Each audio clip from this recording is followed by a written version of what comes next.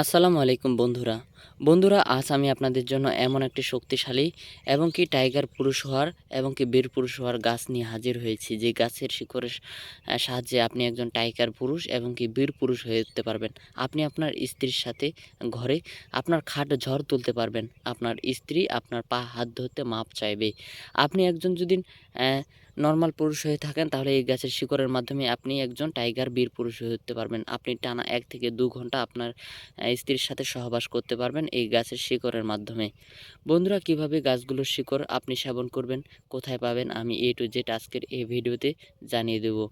বন্ধুরা, আজকের এই ভিডিওটি কিন্তু অত্যন্ত গুরুত্বপূর্ণ সেসব ভাইদের জন্য, যেসব ভাইয়েরা আপনারা মাত্র 1 থেকে 1.5 মিনিট এর বেশি আপনি এর বেশি করতে পারেন না আপনার স্ত্রীর সাথে সহবাস।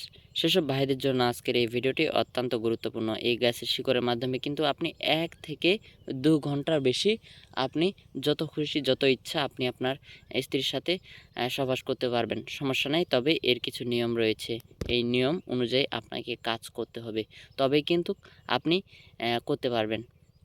তো বন্ধুরা, তার আগে আসি, আপনি যদি নতুন দর্শক হয়ে থাকেন তাহলে অবশ্যই চ্যানেলটিকে সাবস্ক্রাইব করবেন এবং কি এই ভিডিওতে একটি লাইক দিয়ে দিবেন, ভিডিওটি শেয়ার করবেন।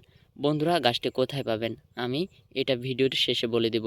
তার আগে আসবো আমি কিভাবে, আর তার আগে আমি বলে দিব কিভাবে আপনি এই গাছটি সেবন করবেন।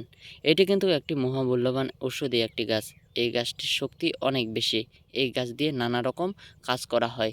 তবে এই গাছটি দিয়ে কিন্তু হারানো যৌবন ফিরে পাওয়া যায়। বন্ধুরা, গাছটির শিকড়ের মাধ্যমে কিভাবে হারানো সেই 18 থেকে 16 বছরের যৌবন ফিরে পাবেন আমি বলে দিচ্ছি। গাছটি আপনি প্রথমে নিয়ে নেবেন। নিয়ে নেওয়ার পরে এভাবে কিন্তু আপনাকে 3 থেকে 4টি গাছ নিতে হবে। নিয়ে নেওয়ার পরে এই যে গাছের শিকড়টি রয়েছে দেখতে পাচ্ছেন, আমি কিন্তু অনেক ভিডিওতে এই কথাটা বারবার বলি যে গাছের শিকড়েই বা ওই যে মূলেই গাছের সব শক্তি থাকে।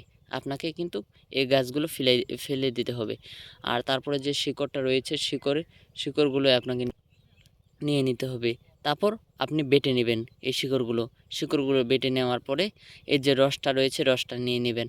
রসটা নিয়ে নেওয়ার পর আপনাকে খালি পেটে সকালবেলায় কিন্তু খেয়ে নিতে হবে।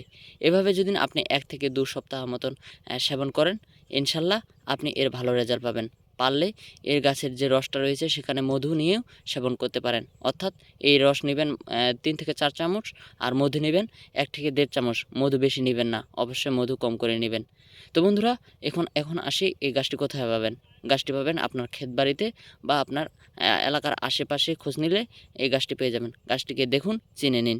বন্ধুরা, এই ছিল আজকের ভিডিওটি ভালো লাগলে অবশ্যই আপনাদের বন্ধুদের সাথে শেয়ার করে তাদেরকেও দেখার সুযোগ করে দিবেন। সবাই ভালো থাকবেন, দেখা হচ্ছে অন্য কোনো এক ভিডিওতে। ধন্যবাদ।